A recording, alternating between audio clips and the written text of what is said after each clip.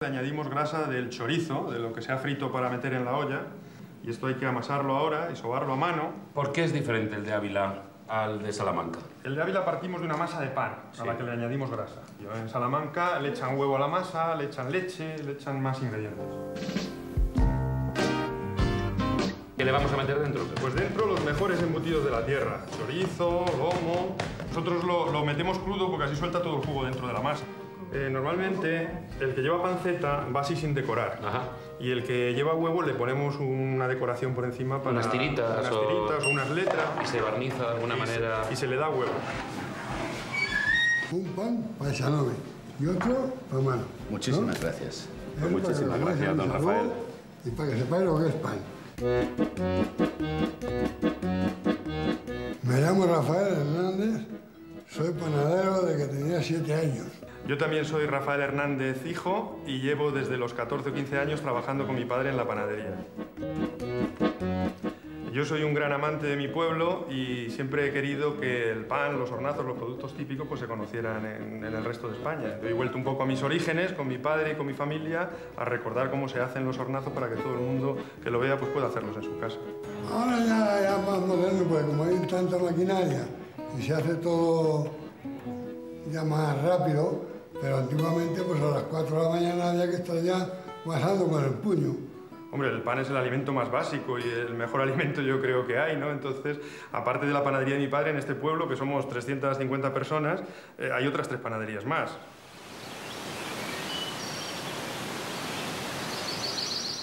Hola, ¿qué tal? Hola, buenos días. Oiga, ¿usted es bretón? Bueno, tengo raíces, creo. Ah, raíces bretonas. Sí. Se le nota por lo simpático. Nada, le dejo que está usted aquí muy tranquilito. Vale, muy bien. muchas gracias. Venga, hasta luego. Hasta luego. Adiós. ¿Los bretones quiénes eran exactamente? ¿De dónde venían? ¿Qué hacían? Bueno, pues eran unas gentes de aquí que se dedicaban mayormente a la ganadería, al cuidado de ganado. En rasgos generales, porque claro, tenían pues sus constructores, aquellos que tallaban la piedra, que tallaron los berracos. Ah, los toros de guisando, que popularmente se les conoce. Que este castro se fundó allá por el siglo V a.C. y estuvo en vida hasta la llegada de los romanos, hasta el siglo I a.C. aproximadamente. Los romanos aquí no llegaron a estar. ¿Esta piedra de ahí qué es? Estos son marcadores, es un calendario en piedra. Hay diferentes estelas por la necrópolis, entonces nos está marcando los solsticios. A lo mejor se siente algo si la toco. Depende de la sensibilidad de cada uno. Depende de la sensibilidad. ¿No? ¿No notas nada así como...? Yo noto en general, el sitio arqueológico en general. Estamos en la necrópolis. Bueno, y estos son las tumbas. ¿Esto de aquí? Estos son las tumbas, son túmulos. Al muerto, al difunto, cuentan las fuentes antiguas que dejaban el cuerpo expuesto a los buitres para tener un ascenso rápido al cielo. Ajá. Entonces quemaban luego los restos, los depositaban en una urna y según la importancia del personaje, pues depositaban un ajuar.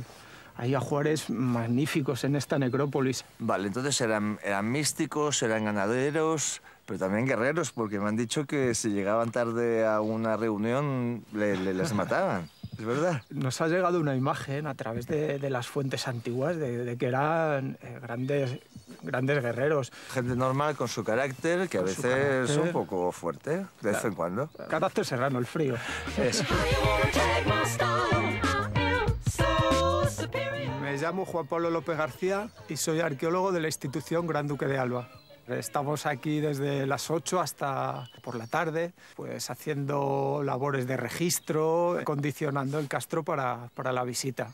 Hay cierta vinculación del chuletón de Ávila, digamos, de la raza avileña a los bretones. Las gentes de esta zona de la Sierra de Ávila mayoritariamente se dedican a la ganadería y en muchísimos casos al vacuno. Mi plato favorito es el chuletón de Ávila o el solomillo de Ávila, tiernísimo, y también el cordero asado.